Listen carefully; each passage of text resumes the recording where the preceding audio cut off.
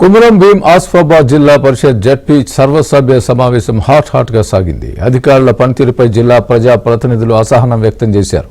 గుంతలుగా మారిన రోడ్లను బాగు చేయడం లేదంటూ ఆర్ఎండ్బీ అధికారులపై ఎమ్మెల్యే కోవా లక్ష్మి ఆగ్రహం వ్యక్తం చేశారు. మెడికల్ కళాశాల భవనం నిర్మాణ పనుల్లో జాప్యంపై ఎమ్మెల్యే పాల్వాయి హరీష్ బాబు అధికారుల్ని నిలదీశారు. ప్రధాన రహదారులతో పాటు అంతర్గత రోడ్లు సైతం దారుణంగా ఉన్నాయని, మీకు చేతకాకుంటే తమకు అప్పగించాలని మండిపడ్డారు.